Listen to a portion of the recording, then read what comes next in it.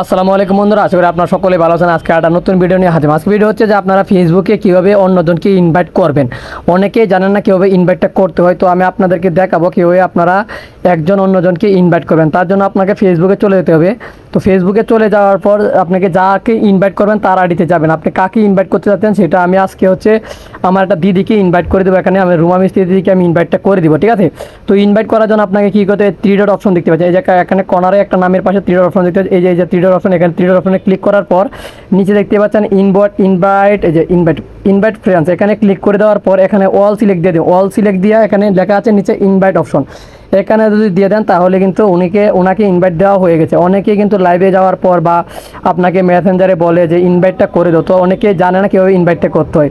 তো আমি আপনাদেরকে আবারও দেখিয়ে দিচ্ছি। আপনি যাকে ইনভাইট করবেন তার আইডিতে যাওয়ার পর এই যে 3 ডট অপশন দেখতে পাচ্ছেন, 3টা ডট দেখতে পাচ্ছেন। 3টা ডটে ক্লিক করার পর এখানে দেখতে পাচ্ছেন হচ্ছে ইনভাইট ফ্রেন্ডস দেখতে পাচ্ছেন না, ইনভাইট ফ্রেন্ডস, এই যে ইনভাইট ফ্রেন্ড দেখতে পাচ্ছেন। ইনভাইট এই অপশনে ক্লিক করে দিবেন। ইনভাইট অপশনে ক্লিক করে দেওয়ার পর হচ্ছে যে অল সিলেক্ট যেটা আছে, অল সিলেক্টে দিয়ে ইনভাইট দিয়ে দিবেন। তো এইভাবেই আপনারা ইনভাইটটা মূলত করতে হয়।